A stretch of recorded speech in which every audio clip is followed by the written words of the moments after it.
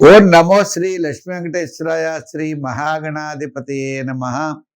సుబ్రహ్మణ్యాయ శేషాయ శాంతాయ శివమూర్తయే బ్రహ్మాండవాహ దేహాయ నాగరాజాయ తే నమః అన్నాం.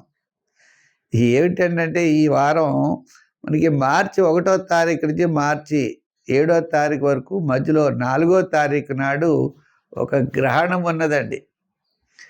ఈ గ్రహణం సింహరాశి వారికి అంటే పుబ్బా నక్షత్రంలో ఈ గ్రహణం పడుతోంది. చంద్రగ్రహణం 3:19 మధ్యాహ్నం ప్రారంభమవుతుంది. సాయంత్రం 6:42 వరకు ఉంటుంది.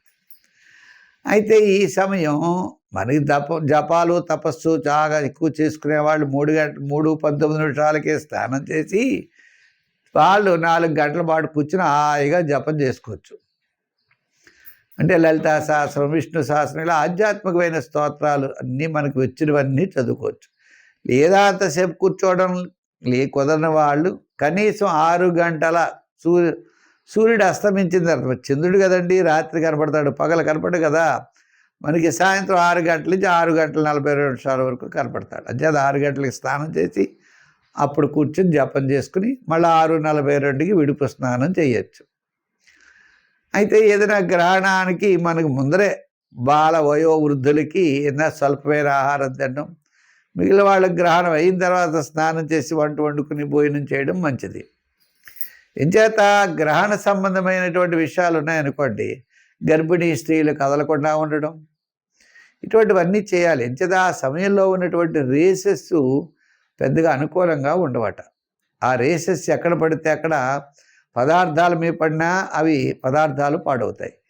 ఇలా వేటి మీద పడినా కూడా వాటి ప్రభావం ఎక్కువగా ఉంటుంది. అయితే ఆ ప్రభావం తగ్గించడానికి మన పూర్వీకులు ఏం చేశారో తెలుసా? చక్కగా మనకి బరిహిస్సు అని ఒకటి పెట్టారు. ఈ బరిహిస్సు ఉన్న చోటకి ఈ రేసెస్ పడవట. సైన్సు మన వాళ్ళు ఏం చేసినా, ఒక పూర్వీకులు ఏది చేసినా మనకు ఉపయోగపడేది ఆరోగ్య సూత్రాలని చేసేవారు. అది చేదస్తం కాదు.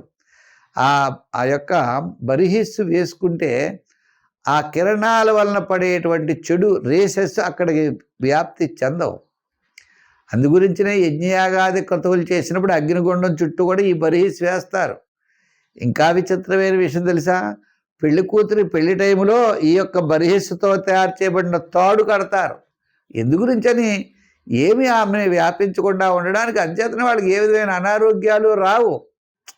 ఈ విధంగా మనకి కొన్ని నియమాలు అనేవి గ్రహణ సమయంలో పాటించేటువంటి అవకాశాలు ఉన్నాయి. చేత ఇష్టం వచ్చినట్టు తింటే ఏమవుతుందంటే తర్వాత ఇబ్బంది కలుగుతుంది. అంచేత సూత్రాలను పాటించడం, ముఖ్యంగా గ్రహణం అయిన తర్వాత ఇల్లంతా శుభ్రంగా కడుక్కుని చక్కగా వంట వండుకుని పదార్థాలు భుజించడం చాలా శ్రేష్టం. ఊరగాయలు లాంటి అటువంటి వాటికి ఇవి బరిహస్సు ఉపయోగించేవారు అన్నమాట. ఈ విధంగా ఈ సింహరాశి వారు మాత్రం ఈ గ్రహణం చూడకూడదు. ఈ పుబ్బా నక్షత్రం వారు చంద్రబింబాన్ని మరుసటి రోజు ఒక ఘృతపాత్రలో వేసి బియ్యంతో కూడి దానం చేయడం చాలా మంచిది.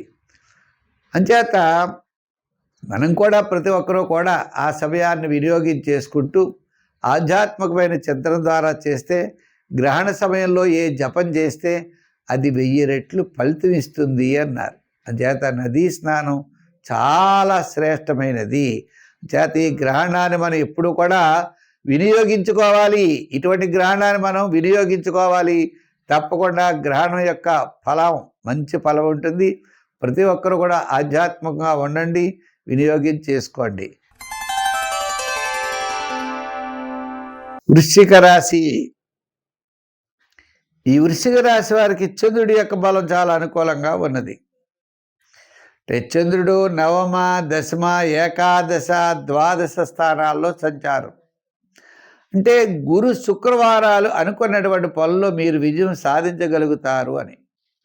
మంగళవారం నాడు గ్రహణం కదండి, చేత మంగళ బుధవారాలు తీసేయండి. లక్షవారం శుక్రవారం మాత్రం చాలా అనుకూలమైన వాతావరణం ఉంటుంది.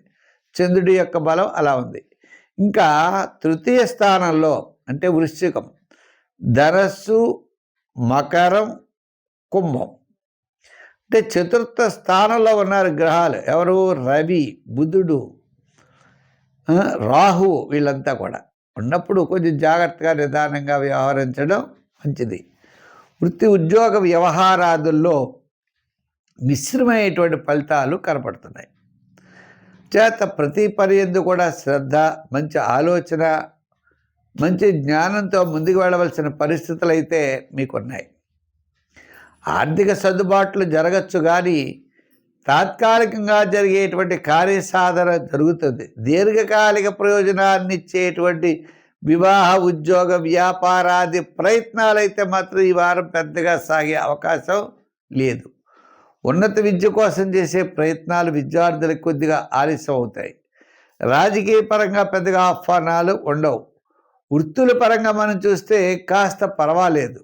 అంటే వృత్తుల్లో కూడా కుటుంబం సంబంధించినటువంటి వృత్తులు అంటారు.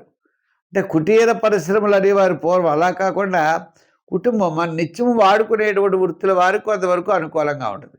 అంటే మరి ఈ వృత్తుల్లో మరి సాఫ్ట్వేర్ అని పెద్ద పెద్ద వ్యాపారాలు చేసేవాళ్ళు ఉంటారు. వాళ్ళందరికీ కూడా మిశ్రమైనటువంటి ఫలితాలే కనపడుతున్నాయి. అంటే జనరల్, కిరాణా, మెడికల్, ఫ్యాన్సీ మొదలుగా కలిగిన వారికి పర్వాలేదు. అంచేత ఈ రాశి వారికి కొంచెం పర్వాలేదు కాబట్టి జాగ్రత్తలు తీసుకోవాలి. సంఖ్యల్లో 9, రంగుల్లో ఎరుపు. ఆరాధనలో సుబ్రహ్మణ్య స్వామిని బాగా పూజించండి, విశేషమైన ఫలితాలు ఉంటాయి.